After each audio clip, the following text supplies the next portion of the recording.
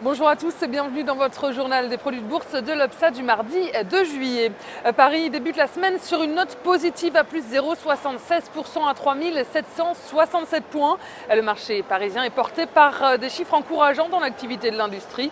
En zone euro, le secteur s'est repris au mois de juin, il a atteint son plus haut niveau en 16 mois. Et les investisseurs profitent de ce retour à l'optimisme pour se positionner sur des titres en croissance comme Pernod Ricard ou les titres de luxe Kering et LVMH. Et dans le secteur de l'automobile, le recul des ventes de voitures neuves pèse sur les constructeurs Renault ou Peugeot qui lâchent de 81%.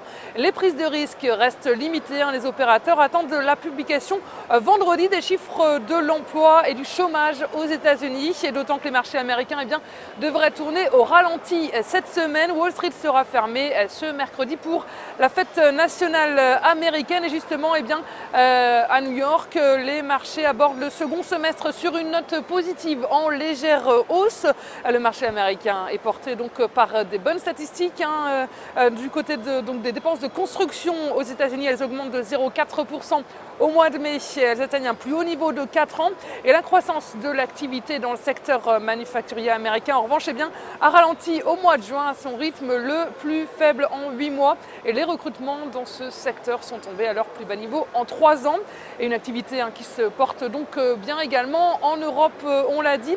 Et puis à retenir aujourd'hui sur le front des valeurs sur la côte américaine, Onyx Pharmaceuticals bondit de 52% après avoir rejeté une offre de 10 milliards de dollars de la société de biotechnologie Amgen. Et c'était également la première journée de cotation pour News Corp et 21st Century Fox après leur scission du groupe de médias de Rupert Murdoch.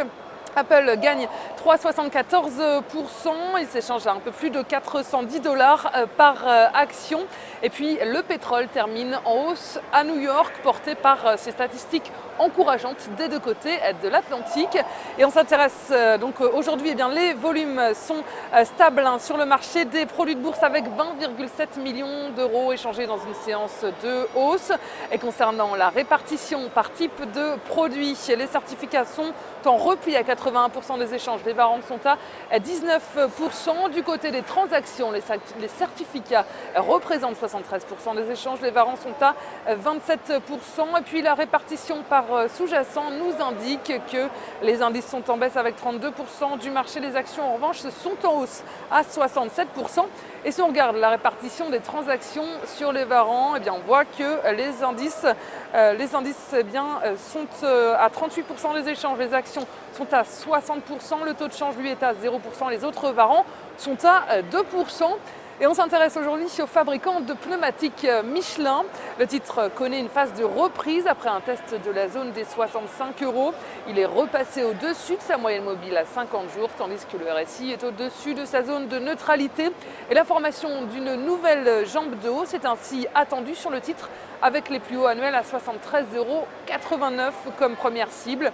Et le dépassement de ce niveau amènera le titre sur les 77 euros avec une invalidation en dessous de 64,52 euros.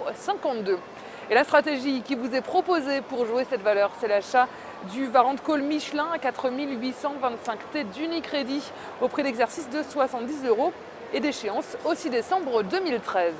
C'est tout pour aujourd'hui. Passez une excellente journée et à demain.